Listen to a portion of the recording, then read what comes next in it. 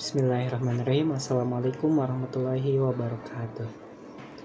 Kami dari kelompok 11 ingin memaparkan sebuah materi yang berjudul logika. Logika ini ada di dalam sebuah materi dari matematika diskrit atau bagian dari matematika diskrit dan atau matematika informatika. Oke. Sebelum kita lanjut kepada materi, kami ingin memperkenalkan diri terlebih dahulu dengan saya sendiri sebagai moderator dengan nama Rehan Aulia Darajat dan juga Andi Paulana dengan NPM tersedia di dalam video. Sebelum kita lanjut kepada materi inti, kita akan perkenalkan dulu yaitu logika. Logika merupakan studi penalaran atau yang disebut dengan reasoning. Dalam Kamus Besar Bahasa Indonesia disebutkan definisi penalaran yaitu cara berpikir dengan mengembangkan sesuatu berdasarkan akal budi dan bukan dengan perasaan atau pengalaman. Baik, untuk subbab yang pertama yaitu ada proposisi. Proposisi adalah kalimat deklaratif atau pernyataan yang hanya memiliki satu nilai kebenaran. Benar saja atau salah saja, tetapi tidak boleh keduanya. Nilai kebenaran yang mungkin dalam proposisi yaitu ada dua, yaitu benar biasa ditulis B, T, 1, dan true. Yang kedua yaitu ada salah biasa ditulis S, F, 0, dan false. Contohnya bisa lihat sebagai berikut. Nah, untuk sebab yang kedua yaitu mengkombinasi proposisi.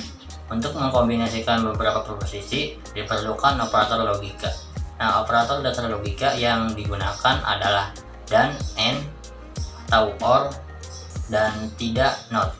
Misalkan P dan Q adalah proposisi. Nah, konjungsi P dan Q dinyatakan dengan notasi P dan Q. Disjungsi P dan Q dinyatakan dengan notasi P atau Q. Ingkaran dari P dinyatakan dengan notasi not P atau tidak P. Untuk contoh soalnya bisa dilihat sebagai berikut. Nah, untuk sebab yang ketiga yaitu tabel kebenaran. Tabel kebenaran adalah tabel yang digunakan untuk menampilkan hubungan antara nilai kebenaran dari proposisi atau MIP.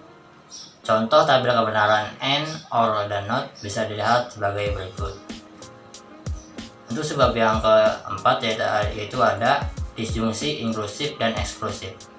Dalam operator logika ada dua cara penggunaan kata atau or.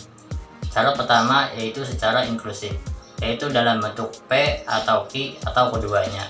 Untuk contoh soal dan penyelesaian bisa dilihat sebagai berikut.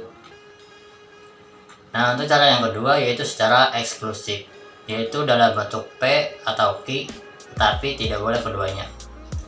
Nah, untuk contoh soal dan penyelesaiannya sebagai berikut. Untuk sebab yang kelima yaitu ada hukum-hukum logika proposisi. Logika proposisi juga memiliki beberapa hukum yang memenuhi sifat tertentu. Nah, berikut beberapa hukum logika proposisi dalam tabel berikut. Untuk contoh soalnya juga bisa lihat berikut.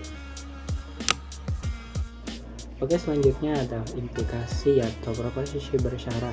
Implikasi dilambangkan dengan T menuju Q atau arah Q dan dibaca sebagai jika P maka Q, di mana Q adalah hipotesis atau premis dan Q adalah kesimpulan.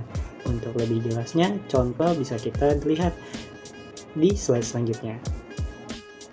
Oke, selanjutnya ada varian proposisi bersyarat. Terdapat bentuk implikasi lain yang berkaitan dengan jika P maka Q, yaitu proposisi sederhana yang merupakan varian dari implikasi. Ketiga varian proposisi bersyarat tersebut adalah converse, inverse, dan kontraposisi dari proposisi asal jika P maka Q.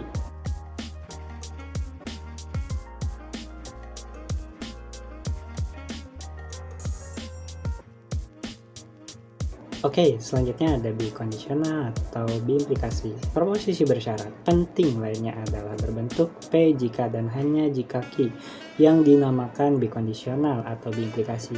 Definisi bikondisional dikemukakan sebagai berikut. Nah, tabel kebenaran dan contoh bisa dilihat sebagai berikut.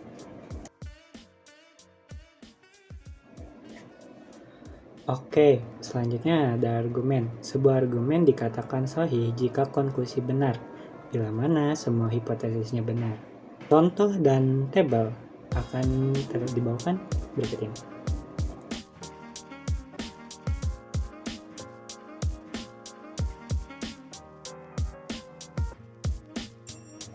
Oke, kita lanjut kepada aksioma dan teorema. Aksioma adalah proposisi yang diasumsikan benar. Aksioma tidak memerlukan pembuktian kebenaran lagi. Dan juga ada yang dinamakan dengan teorema. Teorema adalah proposisi yang sudah terbukti benar. Bentuk khusus dari teorema adalah lemma dan corollary.